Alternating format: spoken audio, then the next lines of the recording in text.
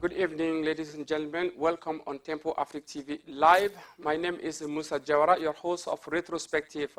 After 3 months of leave of absence, it is my great honor and great pleasure to announce to all our viewers that Retrospective will take its place on this stage again. Tonight, we have one big discussion about the presidential elections, and then that presidential elections, historical presidential elections, and then to break it down and then to explain to our number of viewers, millions of viewers, for their better understanding of how things went on these presidential elections. I have one of my great friends here today on the studio with me, our political commentator, Mr. Alioune Sam, to break it down and then for the better understanding of our millions of viewers. Good evening, Mr. Alioune Sam. Good evening, Musa. Thank you for accepting my invitation here on this studio. As we all know, United States of America was going through this election, an election never seen before, and in conventional election, if we may say it, because we have some candidate, the candidate, Mr. Donald Trump, who doesn't really have much of the political background to run in the highest office. And then on the other hand, we did have Hillary Clinton, who has been a Secretary of State, who has been a First Lady before, that Donald Trump was going against. But it came to the surprise of many politicians around the world. It came to a shocking surprise who came out of a winner of this presidential elections. Mr. Donald Trump, elected 45th President of the United States of America.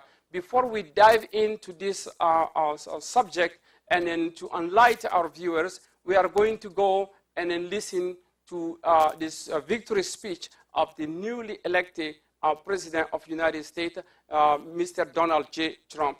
And we will come back here in this studio and then we'll start diving in and then kind of break it down, what went wrong, how do we get here, where do we go from here. So if our technicians are ready, we are going to go ahead and then, listen to the victory speech of Mr. Donald Trump.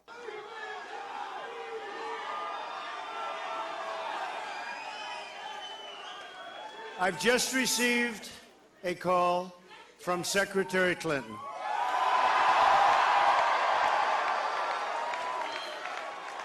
She congratulated us, it's about us, on our victory.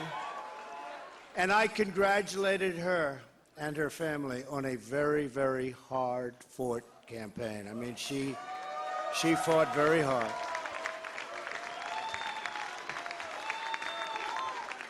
Hillary has worked very long and very hard over a long period of time, and we owe her a major debt of gratitude for her service to our country.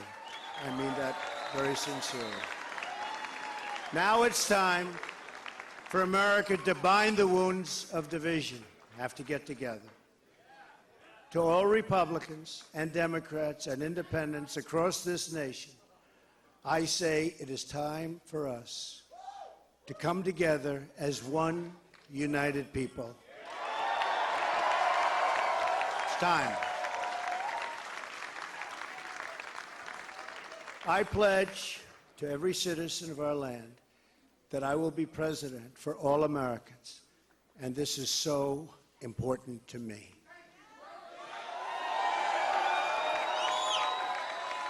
For those who have chosen not to support me in the past, of which there were a few people, I'm reaching out to you for your guidance and your help so that we can work together and unify our great country.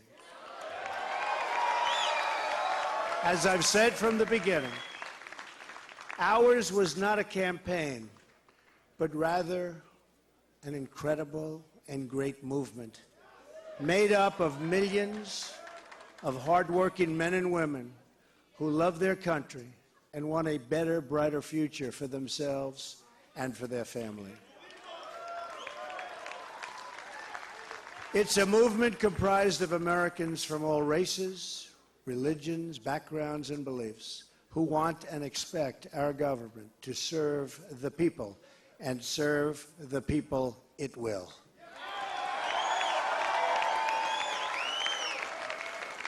Working together, we will begin the urgent task of rebuilding our nation and renewing the American dream. I've spent my entire life in business looking at the untapped potential in projects and in people all over the world. That is now what I want to do for our country. Tremendous potential. I've gotten to know our country so well. Tremendous potential. It's going to be a beautiful thing.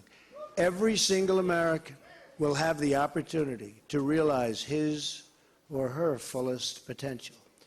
The forgotten men and women of our country will be forgotten no longer.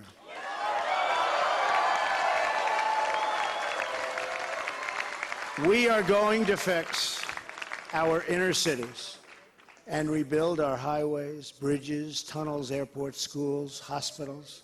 We're going to rebuild our infrastructure, which will become, by the way, second to none. And we will put millions of our people to work as we rebuild it.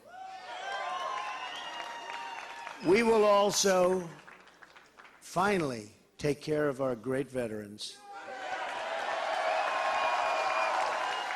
We've been so loyal, and I've gotten to know so many over this 18-month journey. The time I've spent with them during this campaign has been among my greatest honors. Our veterans are incredible people. We will embark upon a project of national growth and renewal.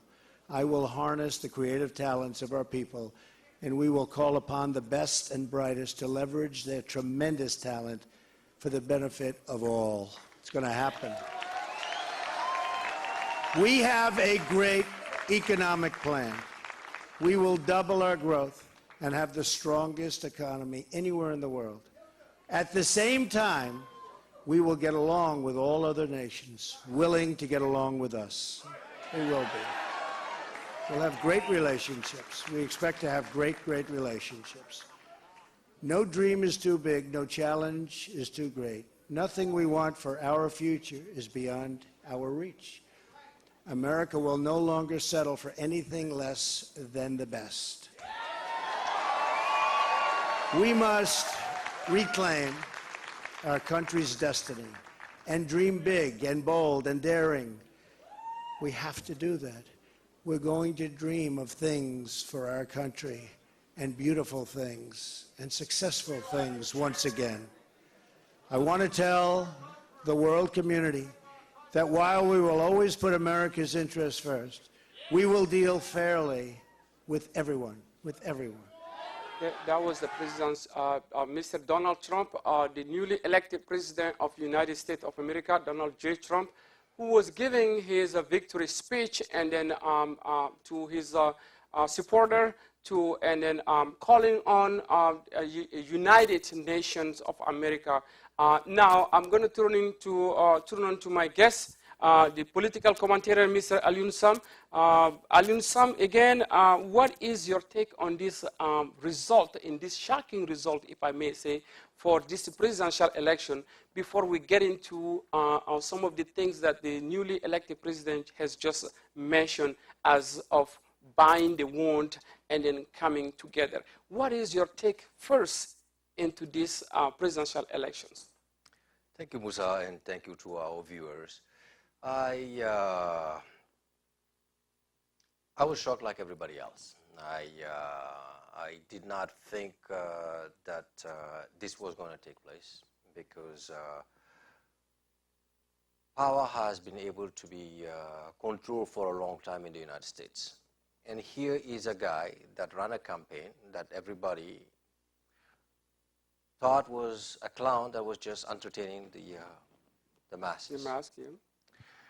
And he was able to be elected without the support of any of the major parties in the United States, without any of the major news what do you call it, outlets. It's not the New York Times, it's not it's not Fox, it's not CNN, it's not the Washington Post. It's not any of the major newspapers that supported this guy. So in a nutshell, it has been a revolution. As he just claimed, exactly. It is a huge revolution, and I am sure right now the history books, because it's a new paradigm, it's a new reality that none of us has any idea how this is going to play out. Just like he just said, he's a businessman, he's not a professional politician. He has never held any highest office. Any office. All the offices he's maintained are business offices. He's a guy who gives orders. He's not a guy who takes orders. It would be quite interesting how he's going to be governing, and I think for all of us, this is going to be an eye-opener in terms of how Washington is going to play out with this new reality and what's going to take place in the next 4 years.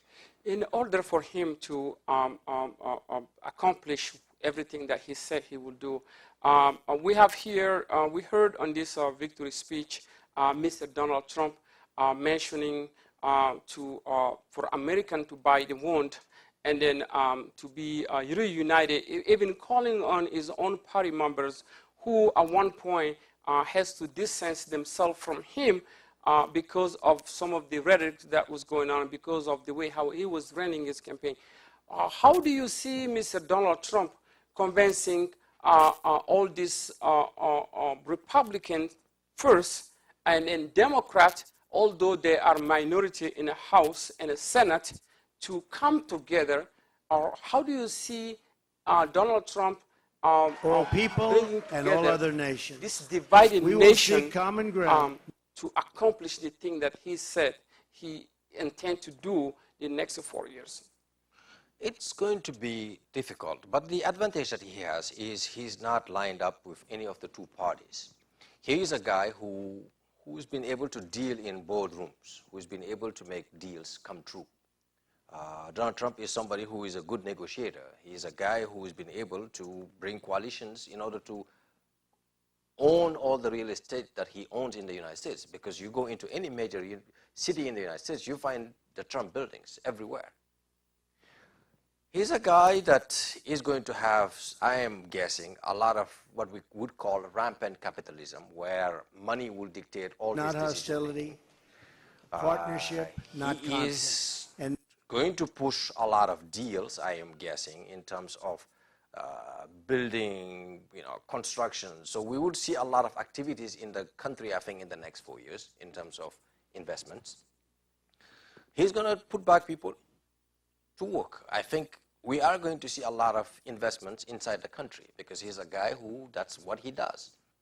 He's in construction. He is into, his entire positioning is let's take over this business.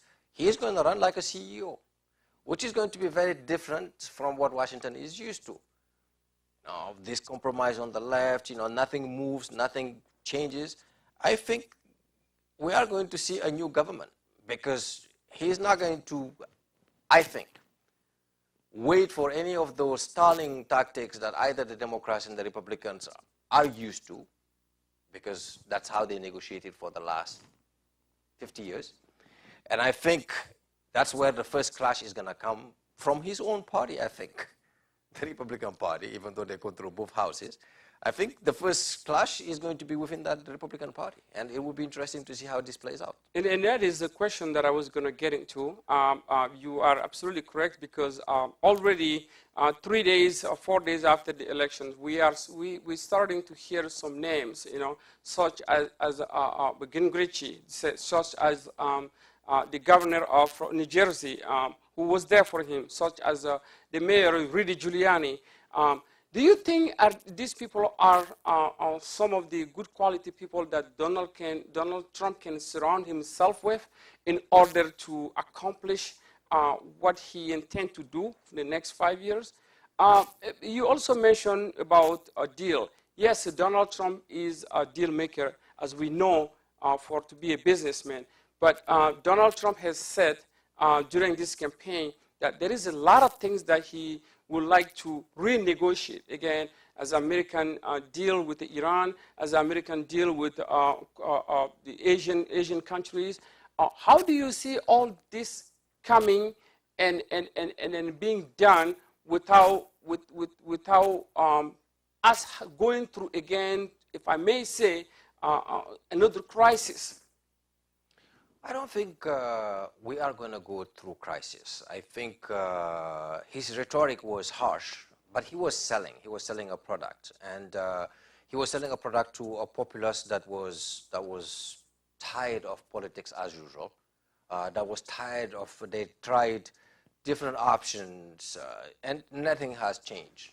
You know, we've seen politics as usual. And here is a guy who comes and tells them, I'm not a politician, I'm a businessman. I will make this engine work again.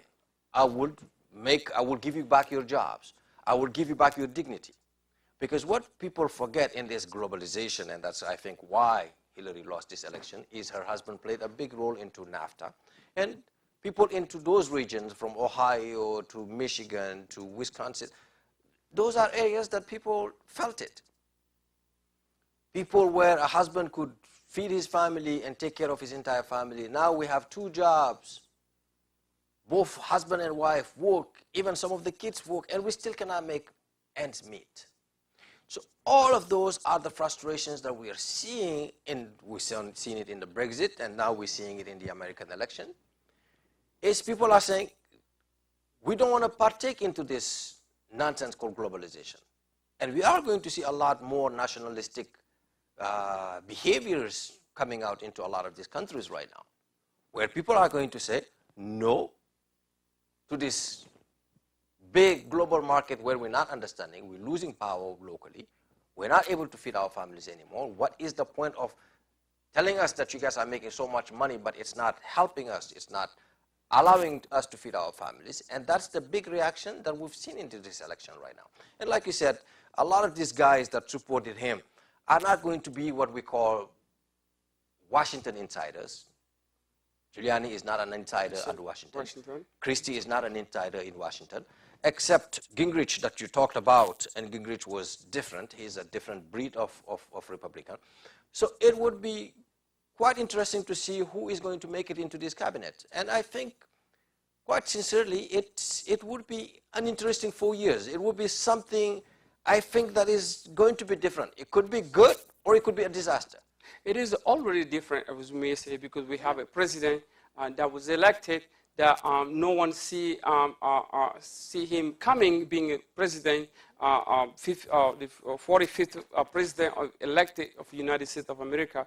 Now that Donald Trump doesn't really have this background, this baggage of being a politician, a very solid politician. We have seen during this campaign Donald Trump crashing to the Republican leader, Paul Ryan's. Some of the top Republican leaders have to distance themselves from Donald Trump because the way how he was conducting himself. And then now, seeing Donald Trump winning this election, at one point, for our viewers, he has said it that he can do this all by himself. So can we really say that he almost did it all by himself at this point? Because nobody was expecting him to win over Hillary Clinton. Now he did. And now, for all the promises that he did, as building the wall, as deportation of a certain immigrant, which is very important to Tempo Afric TV and to our viewers, because we are a TV station that is watched by the diaspora.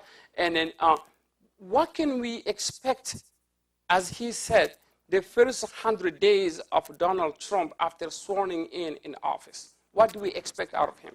As a political commentator, as a political analyst, what do you see coming out of Donald Trump for his 100 days? I don't think we are going to see a lot of major changes as we think. This is nonetheless America. It's a huge coalition of interests that makes this country. The rhetoric of politicians to rally people behind their votes is different when they get into office and they know the limits of the office itself. A lot of this, what we call the president, is informed by people that bring what matters to the country on their table. It would be quite different because most of the other people that occupy these offices were, if I can call them foot soldiers, that could take orders, that could be told, oh, this is what matters right now, this is that matters. Here now we have a captain of industry. Here we have a guy who's been giving orders. He's a CEO. He does not, they inform him, he makes decisions. It would be quite interesting to see how both houses are going to rally behind him. He's been a guy that's been able, though, to do it his way, despite all what we call orthodoxy. He's a very unorthodox politician. He says a lot of things that people don't even dare talk in front of their friends. He says it in public discourse and nothing happens. So it would be quite interesting to see. I think we're going to see a Berlusconi type presidency in the United States. That's the only way I can see, because that's the only paradigm we have as a billionaire who took over office. And we are going to see, I think a lot of deals that are not going to be so kosher, that are going to be out of orthodoxy, if I may say so. And I'm fearful that we may see what we call rampant capitalism, where a lot of these deals are not going to follow the rules. The rules, yeah. And but he could also bring prosperity in the nation, at least for the foreseeable future, meaning that at least impacting the masses. Because there is prosperity, it just has not impacted the masses in the way that the people are expecting it. And as I was telling a friend the other day, he could be either the best president that we've seen recently, or he's going to be the worst president, but it's not going to be anything in the middle. It's not going to be business as usual. That much I can predict. At least the first 100 years, I think, are going to be just putting his team into place, because it's a huge engine to drive this, and I don't think anything major is going to happen. But it would be interesting to see how things pan out in his first year in office. That brought me to continue to talk about Donald Trump 100 days in office, because Donald Trump has mentioned a lot of things that he will do. We're going to focus on two of those things, which is very important to our millions of viewers, which is very important to the diaspora. The first thing is his immigration policy. Donald Trump immigration policy, he has said it in a campaign before, and he said it after his elections, that he is going to look into the immigration system, because we have what they call 11 million undocumented immigrants in this country. And in Donald Trump plan, he is planning to, there's going to be a massive deportation of immigrants in the next 4 years to come, for sure, if Donald Trump carry out his plan. So what does that mean for the immigrant community here in the United States? And then what does that mean specifically, if I may say, to the African community here in the United States? How should the immigrant, precisely those undocumented immigrants, should behave themselves in order to avoid this maybe deportation, or in order maybe to avoid being stopped on the street or on the way to work and then end up being deported? What do you see coming out of that situation, his immigration policy?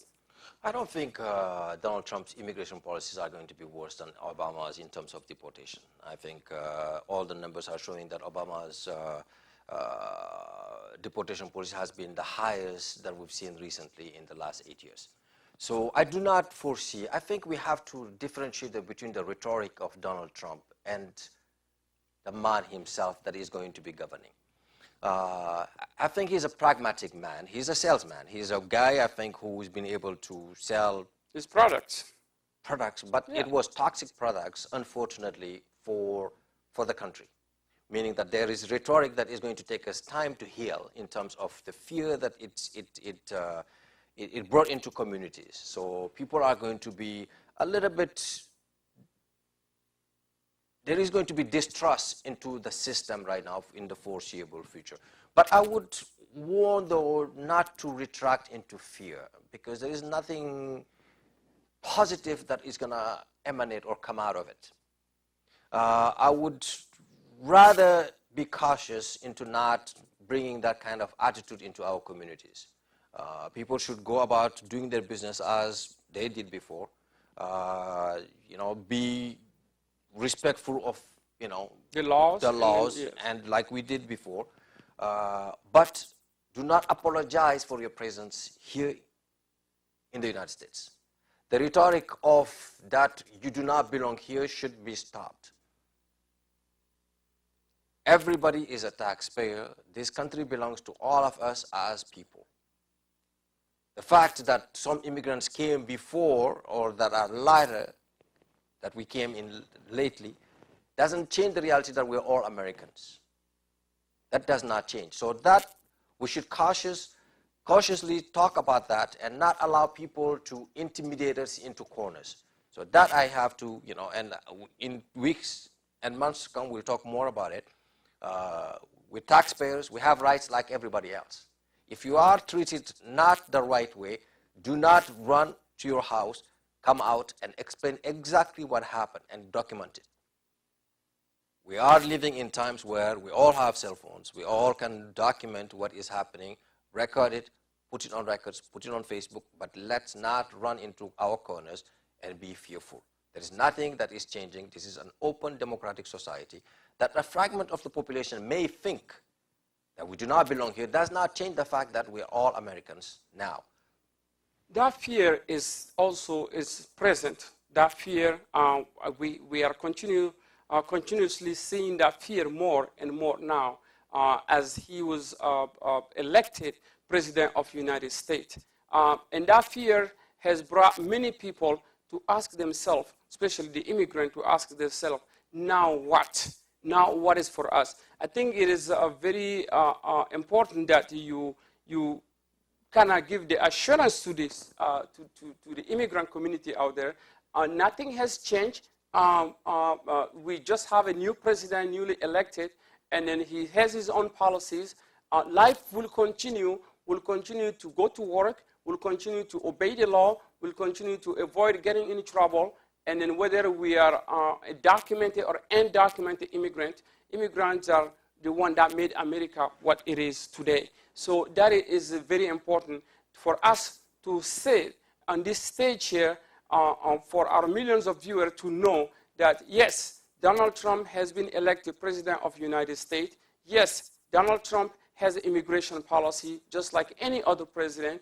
Yes, Donald Trump has mentioned a lot of things that he will do when he is elected President of the United States, but saying it is one thing and carrying it out is another thing. And how Donald Trump is going to carry out his plan, that we don't know. We do know that there's going to be some changes, and then let's embrace this change, and then let's be open to this change. At the same time, life should continue. Let's continue to mind our business and then to live our life like we have before.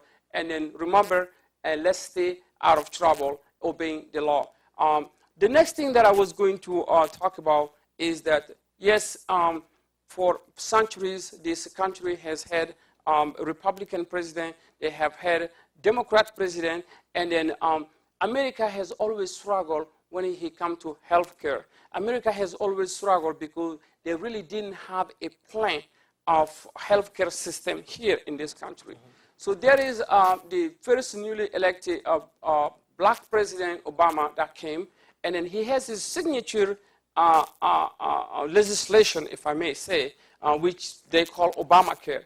So Donald Trump has said it a number of times, repeatedly, that he is going to repeal Obamacare. Mm-hmm. And then if Donald Trump does indeed repeal Obamacare, what can we expect for all these citizens, immigrants, American citizens, for all the Americans, for all the people that live here in the United States of America?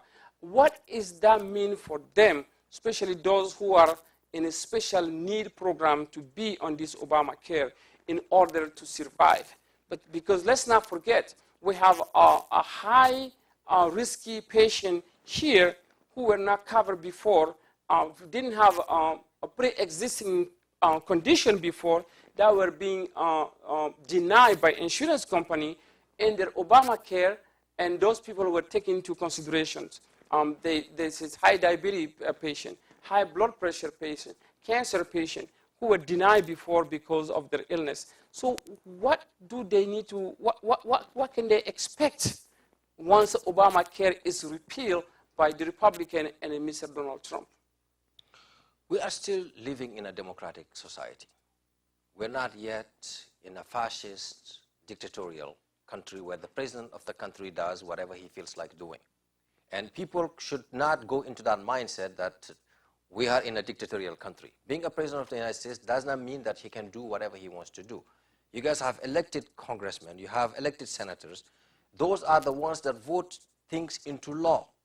The president of the United States just signed the bill into a law.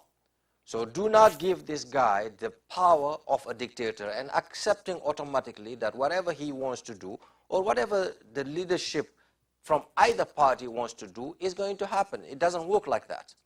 In this case, it may work why we're saying that, because now for the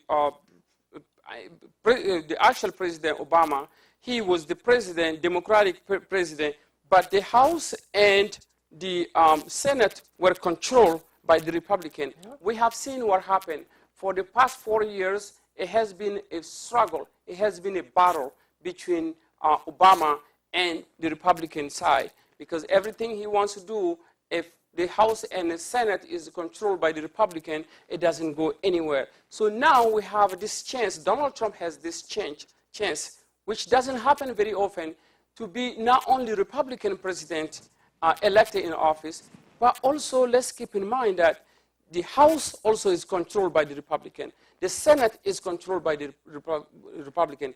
Doesn't that give Donald Trump the ability to do whatever he wants? That's how Obama came to power. Obama came to power in the same circumstances. He controlled the House and the Senate. But he did not do whatever he wanted to do, because it doesn't work like that. To pass a legislation, there is a number of and let's not forget, the Senate is almost half-half. There is a certain number of votes that you have to have in order to pass a law like that. And it's not going to be that easy to pass these laws. So what I want to caution people is into jumping into certain fears. Things are not, the US is a very intricate power structure. There are a lot of interests that are at play. The interests that put the Obamacare in place are not going to just roll back and just say, you know, you can repeal this. It's going to take a lot to repeal the Obamacare. It requires, though, the Obamacare needs a lot of changes. It's not a perfect legislation. It has a lot of holes. It has there is a lot of improvement that it needs, because it's not a fair system. And those are the real conversations that have to take place in real terms. We tend in American politics to be what I call cheerleading policies. People don't question the facts in terms.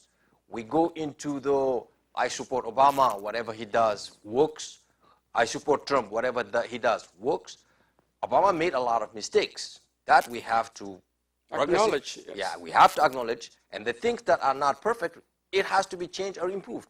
So Obamacare has a lot of holes that needs improvement, because it's not working for either people right now. And the middle class keeps carrying the load of this country. Whichever party comes to power pretty much puts their load onto the middle class. That has been the case of Obama. His policies did not really touch the rich as he claimed that he was going to do. So a lot of this stuff stops at the rhetoric. And I think Donald J. Trump is going to have that same problem, because the people that put him in office are going to be disappointed very, very quickly if it doesn't move fast. Because right now, the people are really disillusioned with both parties. That's the reason why he came into office, because they're saying, we've tried both parties and these traditional politicians are not working for us. Let's give it a try to this businessman and see what he can do. And that people have to acknowledge it, that it's not crazy people that voted for him. It's frustrated people that are not bigots or that are not sexist or that are not racist, but they are frustrated with a system. The media keeps telling us these are just dum-dums that are, brainless. That's not true. There is a well-educated population that was well-informed that said, this is not working, let's try something else.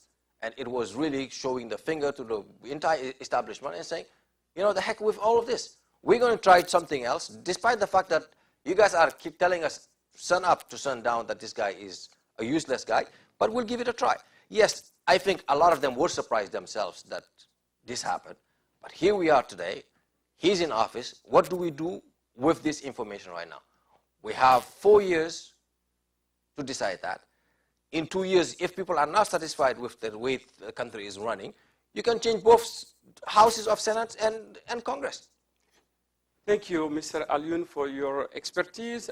We can talk about Mr. Donald Trump all night today. I think that will not really help us a lot. I know we will have some other occasion again we have to continue to talk about this new change that has come to America, this new political system that has been put in place. Let's focus, let's go to Mrs. Clinton. Mrs. Clinton, Hillary Clinton, who had fought all her life as a first lady, as a lawyer, as a secretary of state. Mrs. Clinton, who thought or a lot of people thought at one point that is going to take this home, and then she's going to be the first lady president elected in the United States of America.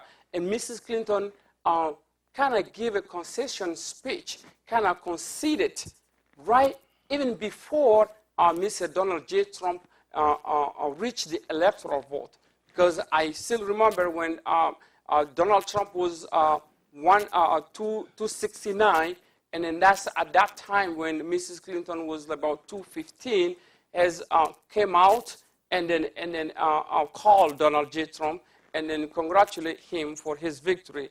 And what before we even get to what the future hold for Mrs. Clinton, we're going to go ahead, if our technician is ready, listen to Mrs. Clinton concession speech, and then we'll come back here in this studio, and then we'll talk about Mrs. Clinton and what is the future hold for her for the years to come. If our technician is ready, let's go and listen to that. I know how disappointed you feel, because I feel it too. And so do tens of millions of Americans who invested their hopes and dreams in this effort. This is painful, and it will be for a long time. But I want you to remember this. Our campaign was never about one person or even one election. It was about the country we love and about building an America that's hopeful, inclusive, and big-hearted. We have seen that our nation is more deeply divided than we thought. But I still believe in America, and I always will.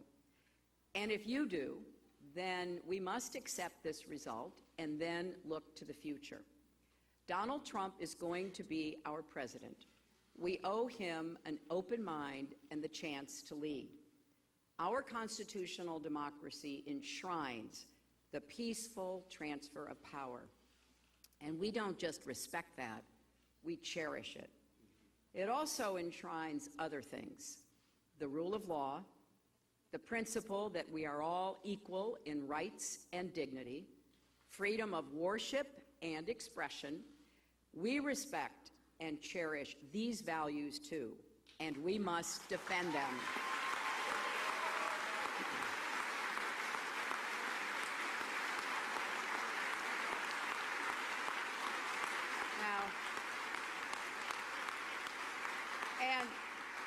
And let me add, our constitutional democracy demands our participation, not just every 4 years, but all the time.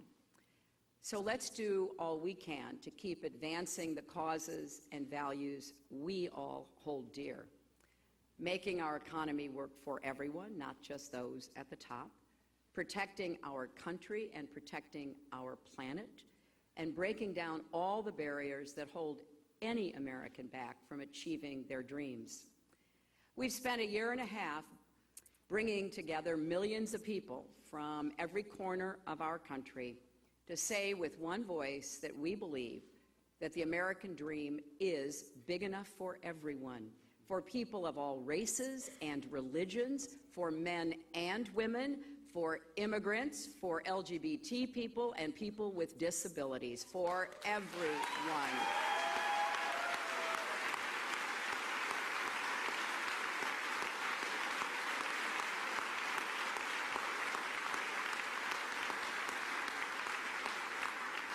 So now our responsibility as citizens is to keep doing our part to build that better, stronger, fairer America we seek.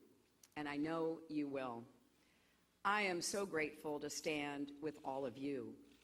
I want to thank Tim Kaine and Ann Holton for being our partners on this journey.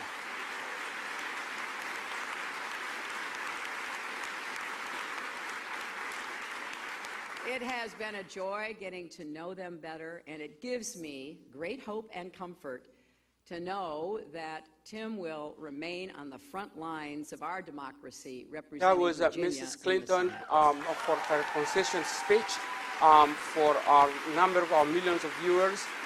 Again, we're coming back here in this studio, and then with my guest, Mr. Alioune Sam. Mr. Alioune Sam, before we break down the speech of Mrs. Clinton, what is going through your mind right now for Mrs. Clinton, who was predicted to be by millions of politicians around the world, by millions of journalists, and then well-known politicians, to see Mrs. Clinton coming forward and then to give a concession speech? What is going through your mind at that time? What do you think went wrong at that time with these elections? What went wrong or what went right? Because it depends on which angle we're looking at it. Something that we have to remember is she spent way more money than Mr. Donald Trump. Mr. Donald Trump. And that's where the problem is with the system right now. As I like to call it often, is the moneycracy. We have to debank, and that's the good thing that came out of this election, that regular people with less money can still win elections. That when people are concerned with the status quo, they are still able to debank the institutions. Because it was predicted by CNN, Fox, you name any agency out there. CBS, CNN, name it. MSNBC, and then any polls that shows out there were giving at least 3-point lead to Mrs. Clinton. Yeah. So that is the nice part of this election, the way that people are still free, that the democratic process still works, that people, like we've seen it in Brexit, that people still have their destinies on their hands, that no matter how powerful money is, that people still matter when it matters. Now, what we do with this election is a different discussion. The Clintons and the Bush's families have become a dynasty in America. That is a problem in a system, in a democratic system. We cannot keep on running the country because everybody is sleepwalking. We cannot keep on running the country like that. It's not acceptable in a democratic process.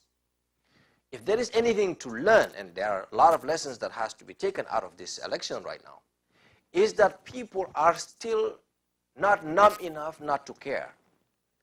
That people, when they are pushed at a certain extent, are going to react and are going to come out to say, you know what, we can still take our destiny in our hands. I am glad that she was big enough to come out and say, you know, we fought the fight. Mm-hmm. Now it's time to set aside and work as people. And that's what we have to do as a people.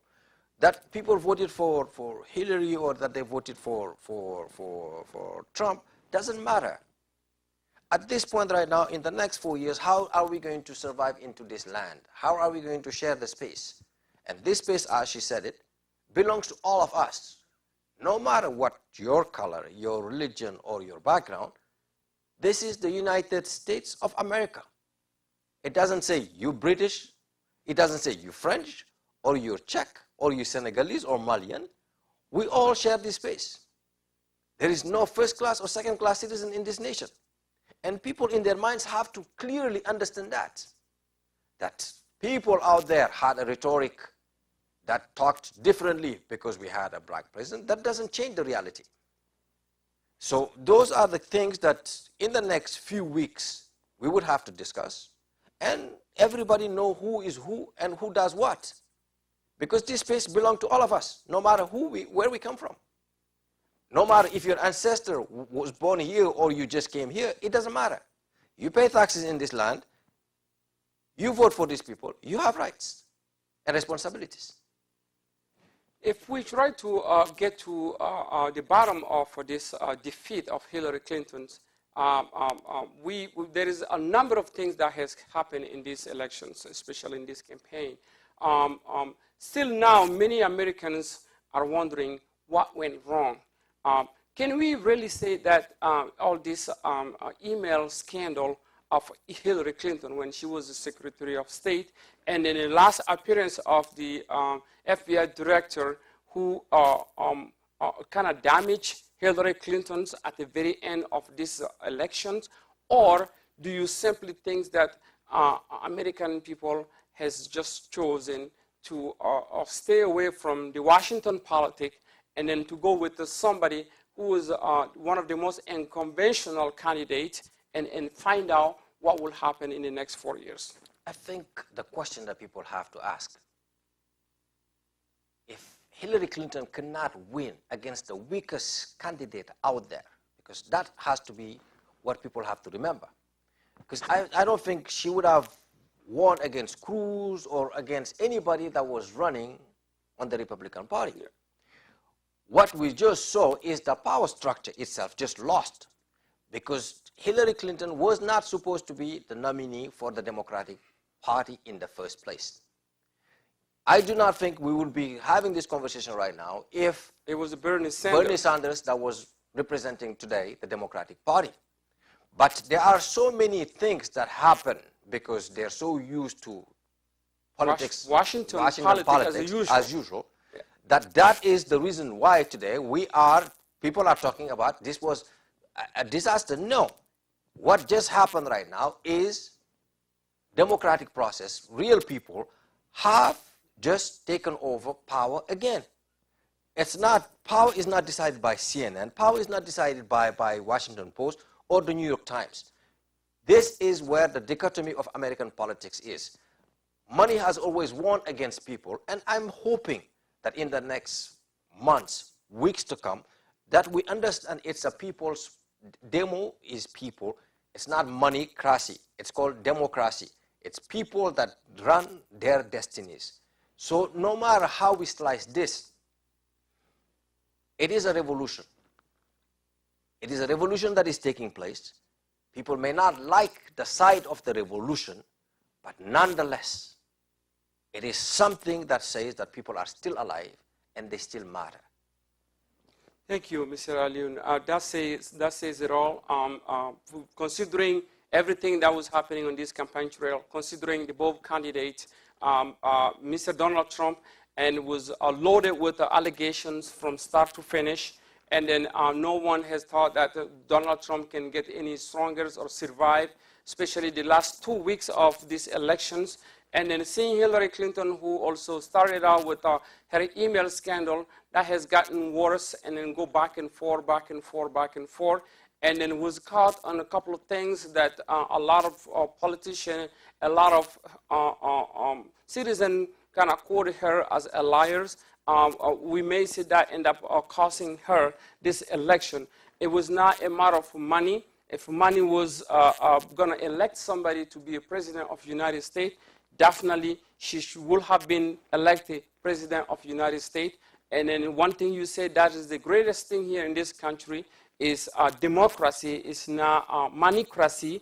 And then the voice of the citizen matters. The citizen can decide who they want in the highest office It didn't have to be Washington Post. It didn't have to be New York Times. It didn't have to be any news outlet to decide the outcome of this election. The outcome of this election was for the citizen to get out and to vote and then to elect their president. And to the shocking surprise of all, we have seen Mr. Donald J. Trump elected as the 45th president of the United States.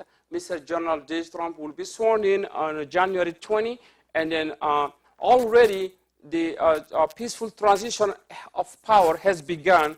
We have seen the past couple of days, and then we are not going to dig in too much into Hillary Clinton. If there is one thing that I will say, I do believe that she fought very hardly. She came up short, granted, but she should be recognized for all the things that she has done here in this country, for the many years that she has served as a lawyer, the many years she has served as a First Lady, as a Secretary of State. She has a resume that is very impressive, and then we don't know where she will go from here, but I do believe that we shouldn't be seeing Hillary Clinton again on the front page, on the front line, or wanting to run again as a candidate for presidency of the United States of America. So speaking about that transition, Donald Trump, the newly elected president of the United States, has come to meet the President Barack Obama. And then before we kind of dissect the meetings, we will ask our technician again to let's see that video, let's see that meetings, and then we'll see where do we go from there, and then what the body language were at that meetings, whether there was a connection there or not, and then where do we go from there. If the technician is ready, let's watch that meeting with the President-elect Barack Obama. Policy. And as I said last night, my number one priority in the coming 2 months is to try to facilitate a transition that ensures our president-elect is successful.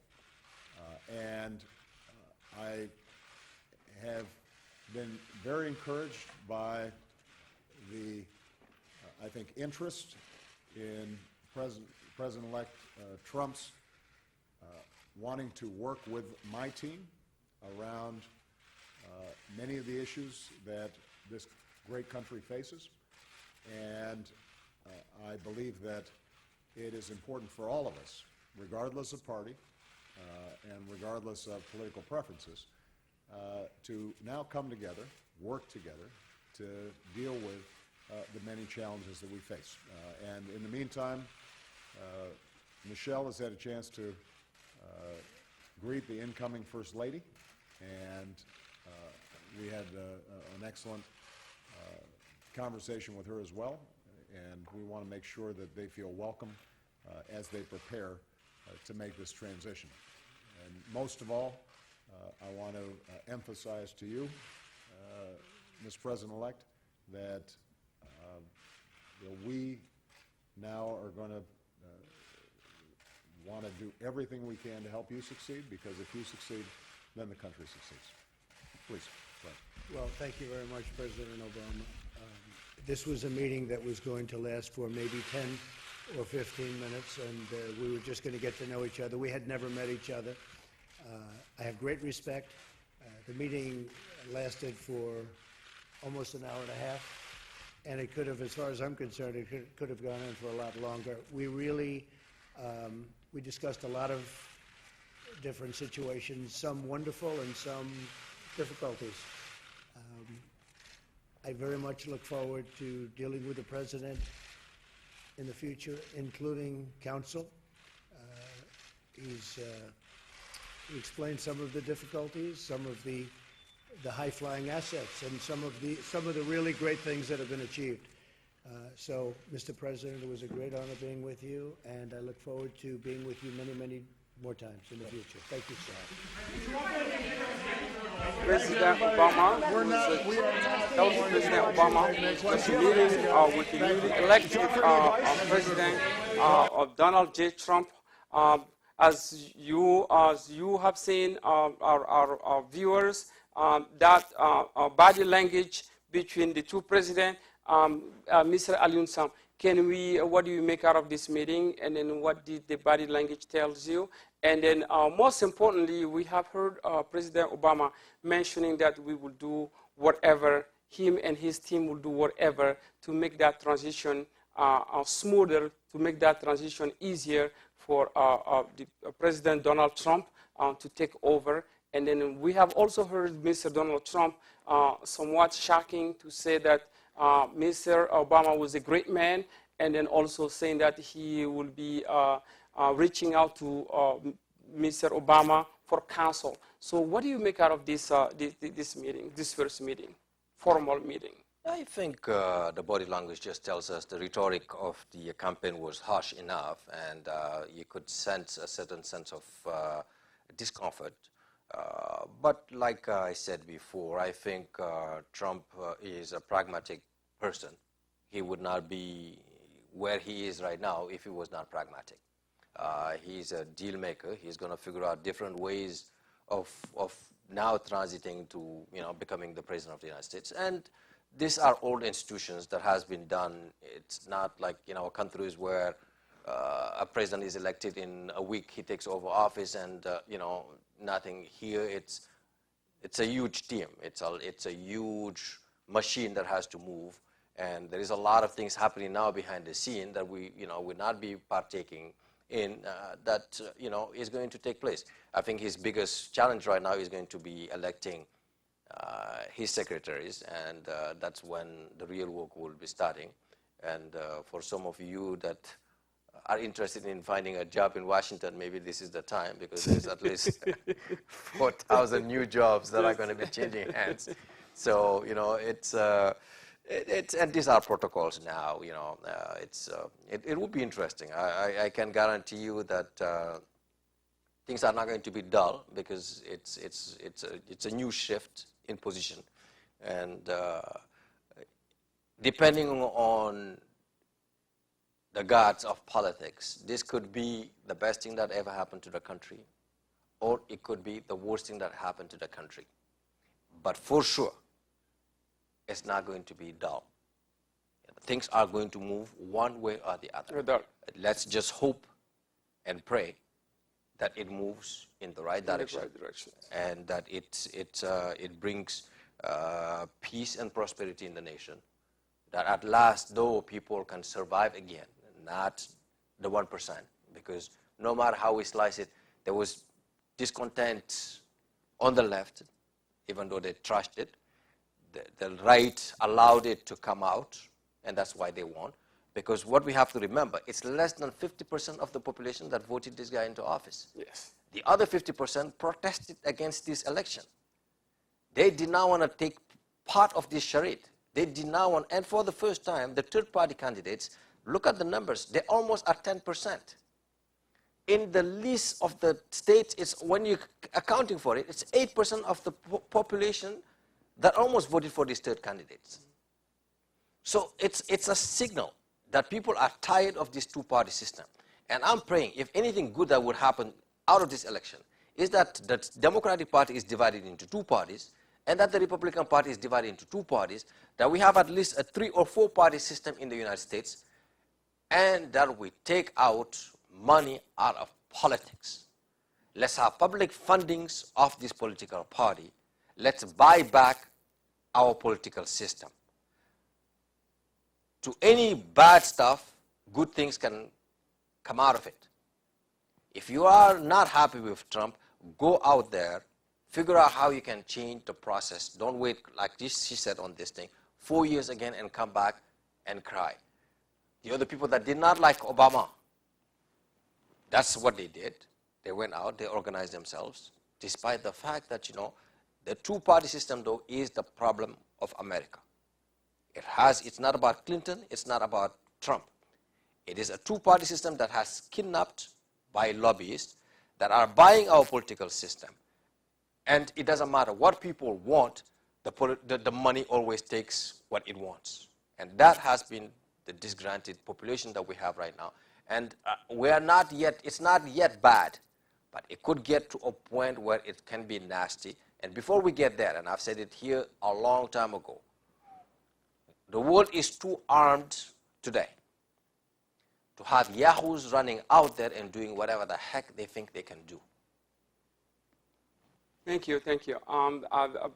We have, before we move on to the next subject here, we have also Obama mentioning that the incoming First Lady, which is Melania Trump, an immigrant immigrating to the United States, becoming a citizen here in the United States, for the second time, if I can recall, since 18-something, that we have seen a First Lady, an incoming First Lady at the White House from an immigrant family. So what do you project life to be with the new lady coming with an unconventional candidate or president in a White House? How do you picture that scenario to come in a month or in a year to come?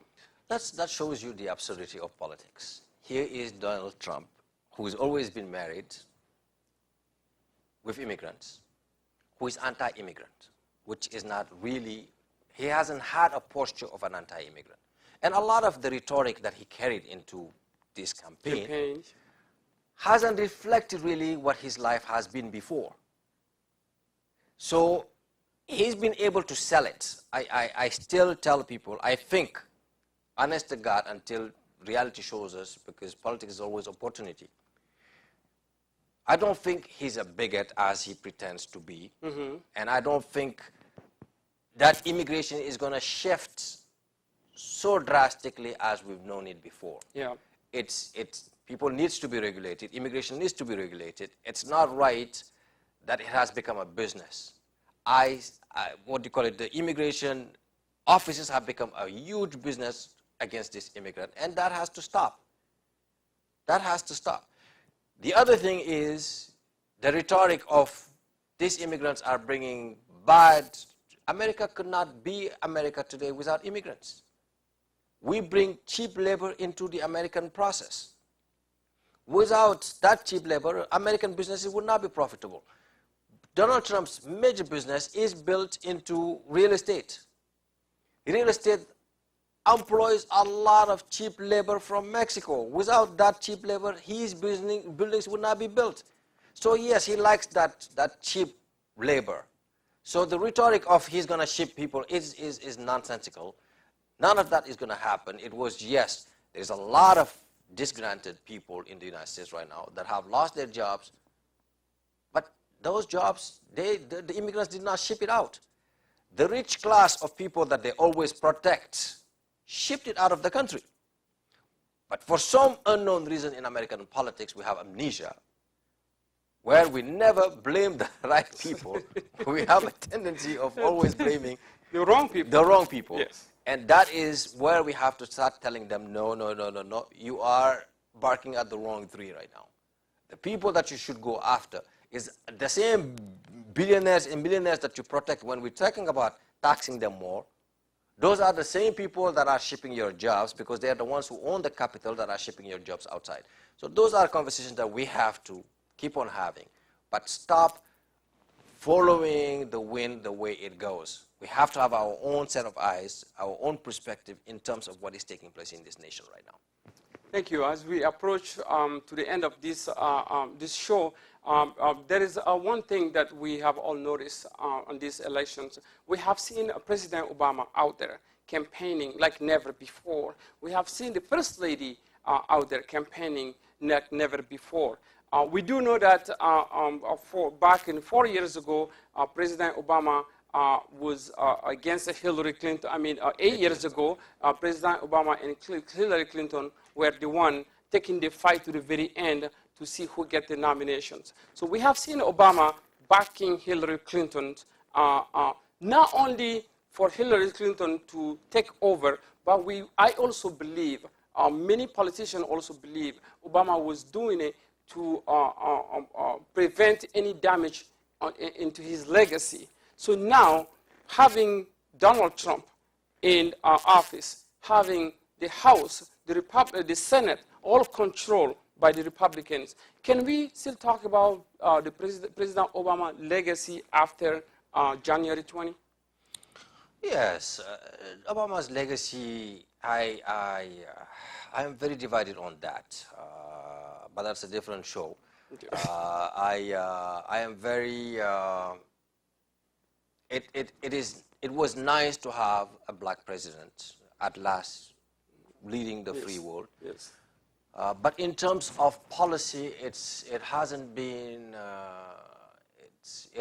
the break that we were looking for. It hasn't been the separation of hope that we all rallied behind. It was more business as usual. It was Washington went back and did what Washington does. The Obama care, when we rallied behind him, we were going for a one payer policy. We did not. We were short of that. When he was running for office, we were talking about closing Guantanamo Bay because we thought that this was things that were not right. Yes. Yes, there was no more the torture, which was good, but Guantanamo Bay still it's remains. still open. Yes. We have the drones, and that multiplied by X. Yes. And that's, Exponential numbers, yes. those are state terrorism. There is no other way of calling it, because you're killing innocent people. You're looking for one single person. You're killing 30 people that have nothing to do with it. There is no other way of calling it but state terrorism. So there are certain things that Obama has left behind that are not going to be pretty. And those are the kind of stuff that I say we have to acknowledge. Let's not rally behind these people because they look like us or because we're comfortable with them. What we've learned into this election is this elitism of politics has to get out. Regular human beings matter. Yes. And those are the people that Trump went after. Trump went after regular people that just are trying to survive and that are disgruntled. So Obama's presidency, I think history books are going to tell us, and we are going to discuss about this in the months and years to come. What legacy was it? What did he leave behind? We have the highest deportation right now than even George W. Bush. With how many fronts are open today? We're in the brink right now of a third world war with Syria, with Ukraine. And that all happened under his watch. So we cannot talk about Obama also because he's a smooth talker, he has a nice swing, like, things were perfect. They were not. There's a lot of holes into his presidency, and we'll see. What I want to say is that the Obamacare that most people fear, I don't think is that great of a program. It needs a lot of changes. It needs to be tweeted. I just hope that they don't wreck it. It's going towards the right direction. I fear there are certain policies that I think Trump is going to be disastrous, is the environment. So those kind of things I think are going to be a disaster because I don't think he's thinking it's all about money. And that's where it's going to be problematic. That rampant capitalism where only thing that matters is money is going to be problematic. Yes, he's going to be creating a lot of havoc and creating a lot of jobs out of that havoc. But, those are the things that we have to push back. And we are not passive citizens. A citizenry, when they're not happy with certain policies, that's when we need to be out there, not after. We need to speak out. We don't need to wait for the last minute and then have your voice heard. Yes. So right now, it's not the time to be rallying outside saying, why did we do this? Right now is to save our energy and to say, when the policies that we don't agree with, let's go out there and show politicians that, we still matter. Before we close this show tonight, let's go back and then watch the speech of Obama after the win of Trump. The reason why I was asking Obama legacy, from my understanding when I was watching that speech of Obama, what I see on his speech was already a fear of what is going to happen to his legacy. So for our millions of viewers out there, for all the Tempo Afric TV viewers, let's play that clips that Obama made, the speech that Obama made shortly after the win of Donald Trump, and we'll come back here in the studio and wrap this up and then hopefully we'll have another chance again to continue to talk about this change in America, because we do need to enlighten our millions of viewers out there. We do need to, we are Tempo Afric TV. We have a larger immigrant who are watching us, so they need to know what is to come, or whether they should fear for their life or pack up their belonging now, or what should they do next. So before we wrap this show again, let's go back and then watch that win. So I have the instructed speech of my Obama team shortly to follow after the example the that announcement President Bush's team set 8 the years ago, winning and of work as the hard Mr. as we Donald can Trump. to make sure that this is a successful transition for the president-elect. Because we are now all rooting for his success in uniting and leading the country. The peaceful transition of power is one of the hallmarks of our democracy. And over the next few months, we are going to show that to the world. I also had a chance last night to speak with Secretary Clinton, and I just had a chance to hear her remarks. I could not be prouder of her. She has lived an extraordinary life of public service. She was a great First Lady. She was an outstanding senator for the state of New York, and she could not have been a better Secretary of State. I'm proud of her. A lot of Americans look up to her. Her candidacy and nomination was historic and sends a message to our daughters all across the country that they can achieve at the highest levels of politics. And I'm absolutely confident that she and President Clinton will continue to do great work for people here in the United States and all around the world. Now, everybody is sad when their side loses an election. But the day after, we have to remember that we're actually all on one team. This is an intramural scrimmage. We're not Democrats first, we're not Republicans first. We are Americans first. We're patriots first. We all want what's best for this country. That's what I heard in Mr. Trump's remarks last night. That's what I heard when I spoke to him directly, and I was heartened by that. That's what the country needs. A sense of unity, a sense of inclusion, a respect for our institutions, our way of life, rule of law, and a respect for each other. I hope that he maintains that spirit throughout this transition, and I certainly hope that's how his presidency has a chance to begin. I also told my team today to keep their heads up, because the remarkable work that they have done day in, day out, often without a lot of fanfare, often with a lot of attention, work in agencies, work in obscure areas of policy that make government run better and make it more responsive and make it more efficient and make it more service-friendly so that it's actually helping more people. That remarkable work has left the next president with a stronger, better country than the one that existed 8 years ago. So win or lose in this election, that was always our mission. That was our mission from day one.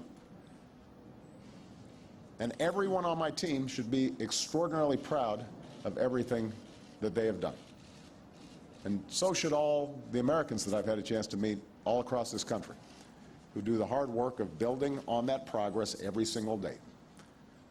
Teachers in schools, doctors in ER clinic, small businesses putting their all into starting something up, making sure they're treating their employees well. Yeah, that was All Mr. the important President work. Barack Obama, who was making a speech shortly after the wins of Donald Trump. And on his remarks, and he has praised Mrs. Clinton for the phenomenal work she has done as a senator, as a Secretary of State, as a First Lady. This is something that many politicians were not ready to listen to or to face. But the reality has sunk in. The reality is what Americans have spoken. And then we have a new elected president, Mr. Donald J. Trump, who will be taking this country, the lead of this country for the next 4 years to come. And then we, as Americans, we should all set our differences aside and then working together with Republican, Democrat, Independent, Tea parties to move this country forward again.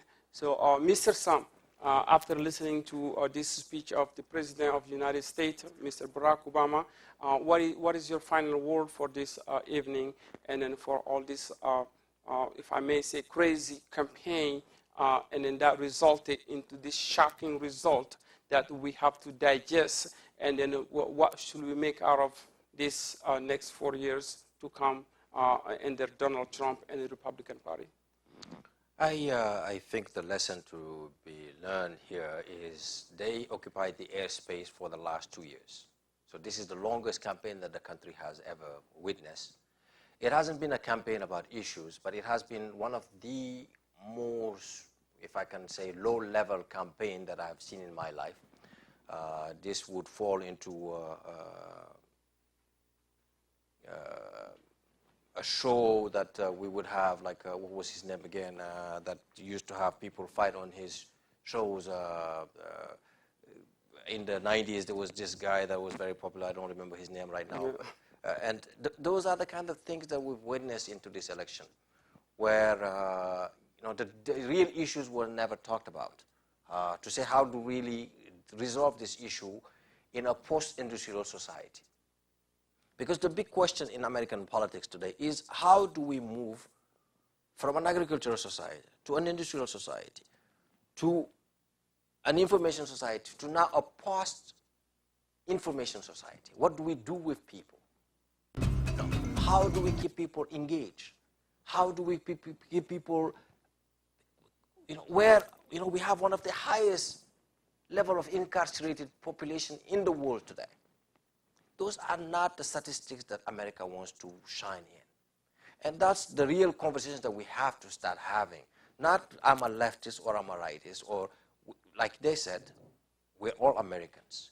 How do we improve the state of affairs in the United States that is fair to all citizens? Not white citizens, not brown citizens, not yellow citizens, but all citizens. And elections are just a moment. It concentrates all the power of the elite into that activity. But we cannot leave them with the country and go home as business as usual. So it is time right now to reclaim the country. Democracy is an adventure that started 200 years ago. So it's very young in terms of human evolution. It needs to be tweaked. It needs to be improved. And we're at that edge right now, where how do we want to see our lives in the next 100 years? What are the ways, what kind of society do we want in the next 100 years? But those conversations has to take place today. Are we going to destroy our environment that allows us to exist? Are we going to keep on just thinking that money is going to resolve everything? Money is a piece of paper that just facilitates transaction. It cannot be more important than life itself. The numbers that are coming out of the environment today are showing that 2/3 of animals may disappear in less than 10 years. That's 2/3 of animals that are out there, including us.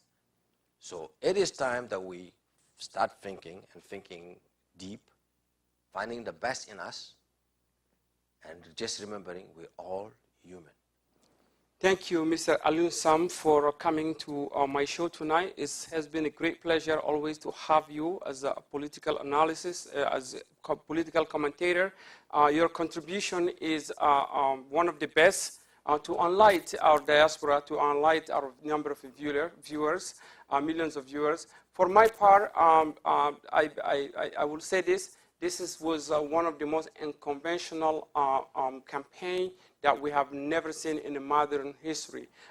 This campaign has come to close now, we have a newly elected president, Mr. Donald J. Trump, who will be leading this country for the next 4 years, and then who has the power, unlike Obama, because he controls the House and he controls the Senate, and we wish to see those changes coming, those positive changes coming. We would like to see the impact of these changes in the middle class. We would like to see the impact of these changes in America itself, whether it's infrastructure. We would like to see these changes for a better America, hoping to see our children grow and then have a hopeful life, and then hopefully the next presidents to come for the number of many years to come can follow the same thing. This is a big change for America because we have a president that is technically not a politician, and then who also has a lot of disagreement within his own party, but who is going to be taking this country and then see what he can do with the country for the better of all the citizens. So we'll stop this show tonight, and then we'll see you again on the next retrospective of the week, sometime next week. And then I will thank you for watching this show, and then we'll see you next time. Good night.